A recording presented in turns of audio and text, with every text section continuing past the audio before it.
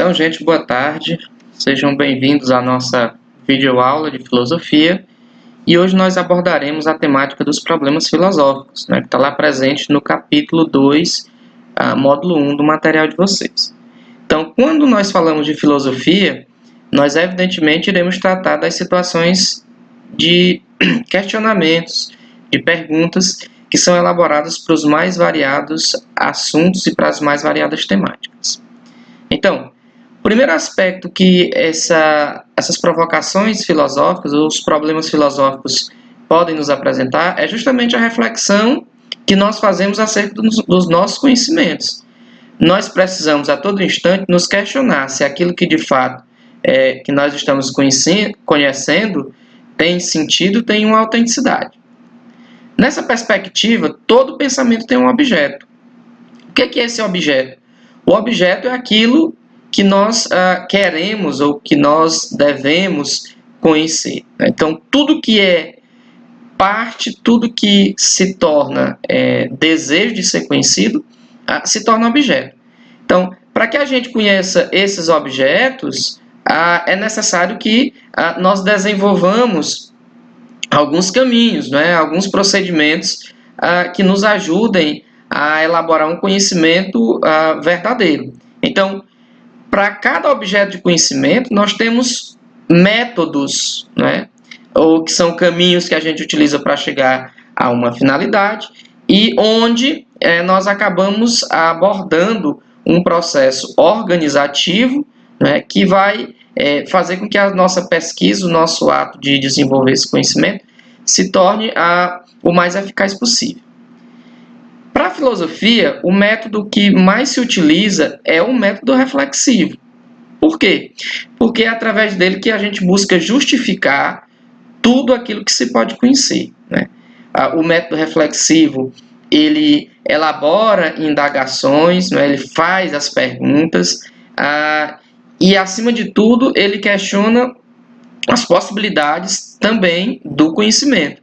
Então, essa revisão que a reflexão nos oportuniza é estritamente importante para que a gente possa desenvolver um conhecimento autêntico. Refletir e conhecer para a filosofia também é significativo porque a filosofia tem os seus objetos de estudo, seus objetos de conhecimento, que são eles, aí organizados na área do conhecimento, da política e da arte. Quando nós falamos de conhecimento, a filosofia ela vai se cercar basicamente desses 6 aspectos. O aspecto ontológico, que estuda os seres, do ponto de vista da sua existência. O aspecto epistemológico, que trata da teoria do conhecimento propriamente dito. A filosofia da linguagem, que vai se cercar das formas como nós expressamos os conhecimentos que nós construímos. A filosofia da ciência, que se cerca dos como o pensamento ele pode ser desenvolvido e que traz um olhar pragmático para esses mesmos conhecimentos. E a lógica, que é o ramo da filosofia que vai tratar dos encadeamentos, das construções que nós realizamos entre os argumentos utilizados para construir esse mesmo conhecimento. Quando nós falamos da política, nós vamos ter a filosofia da política, que vai tratando dos porquês das ações dentro da coletividade humana. A filosofia do direito, que se cerca dos aspectos inerentes à questão das normativas, das leis, dos procedimentos de conduta humana. A ética, esse elo dentro da filosofia que produz uma reflexão das nossas ações, e o aspecto moral, que são as nossas condutas, os nossos valores que nós desenvolvemos no dia a dia. No aspecto da arte, nós vamos chamar a atenção para 2 elementos. O elemento estético, como nós entendemos o belo, e como esse belo torna-se em sentido para nós, e a filosofia da arte, que é justamente esse questionamento. Quer dizer, é possível nós desenvolvermos uma arte no que ela ajuda o ser humano, no que ela possibilita a nossa compreensão. Bem, o filósofo, quando ele reflete, e quando ele busca conhecer, ele torna-se, né, na visão do Deleuze e do Guattari, amigo do conceito. Então, a filosofia, mais rigorosamente, é uma disciplina que consiste também em criar conceitos, né, em criar conceitos novos, que depois acabam se tornando objeto para a própria filosofia. Então, nesse sentido, as crenças verdadeiras, elas precisam ser justificadas. Daí a importância da elaboração desses conceitos. Então, para se ter conhecimento, é preciso tornar algo como conteúdo do pensamento, né? E acreditar nessas possibilidades. Algo não pode ser conhecido se nós não pudermos dar a devida justificação para o mesmo. Então, a filosofia também ela se trata, né, ela se revela no cotidiano. E o nosso cotidiano também é permeado de conhecimento. Então, as nossas práticas cotidianas, elas envolvem um saber fazer, né? Esse saber fazer, ele está ligado àquele conceito de pragmatismo. O que é que eu posso entender de maneira geral por uma coisa pragmática? É aquilo que tem uma aplicação prática, que pode ser feito, né, para se resolver um determinado problema. O conhecimento também envolve crença, envolve justificação e envolve verdade. Então, os saberes cotidianos, eles não, digamos assim, parecem envolver essas coisas, mas eles precisam buscar nas mesmas esses alicerces. E, por último, nós acabamos desenvolvendo, né, aquilo que a gente chama de postura cética. A questão da dúvida, né?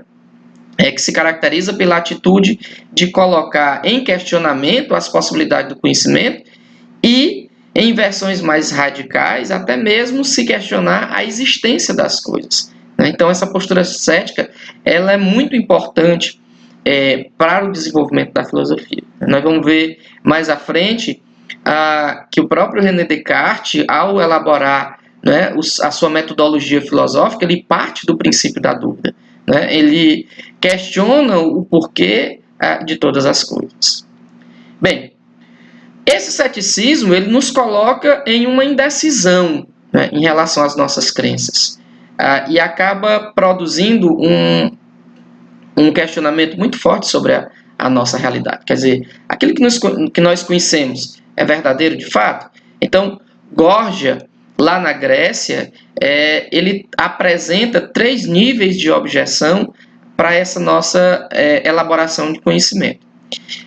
Ele duvida dessa possibilidade, primeiro, porque para ele o conhecimento não existe, não é? O conhecimento como certeza das coisas. Depois, se esse conhecimento existisse, para o Gorgia, ele seria impossível de ser pensado. Né? Nós não teríamos a condição racional de estabelecer uma conexão lógica para o mesmo.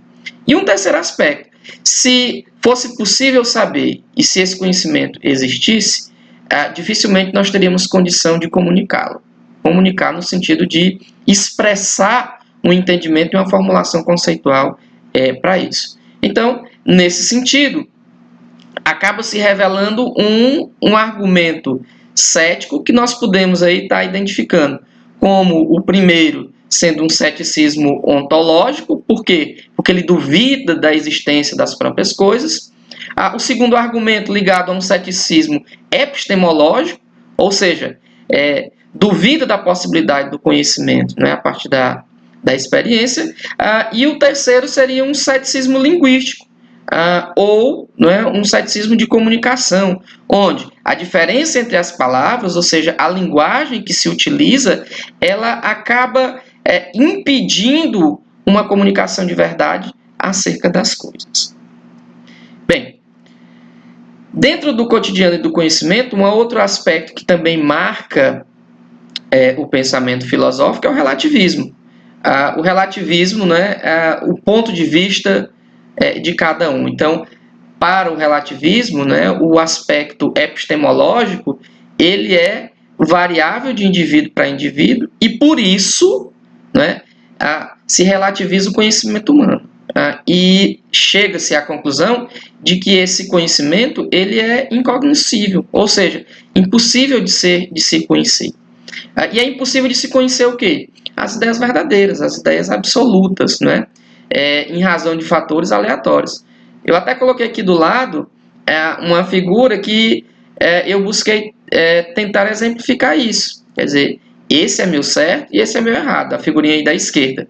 O outro já diz que os conceitos, né, do seu interlocutor são bastante estranhos. Isso representa que cada um de nós pode propor uma ideia do que seja verdadeiro e falso, sem necessariamente essa ideia ser universal, né, ter validade para todas as pessoas.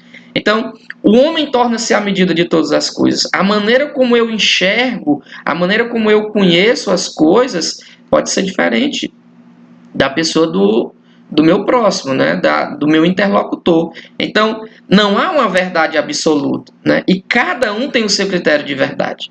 Observe mais uma vez na imagem, né, que a maneira de se enxergar uma mesma realidade, ela pode ser totalmente diferente uma da outra, embora nós estejamos observando talvez as mesmas coisas. Então, gente, essa foi a nossa aula de hoje. Leiam o material e respondam às atividades que eu vou estar propondo na sequência e a gente se encontra na outra oportunidade. Então, até a próxima.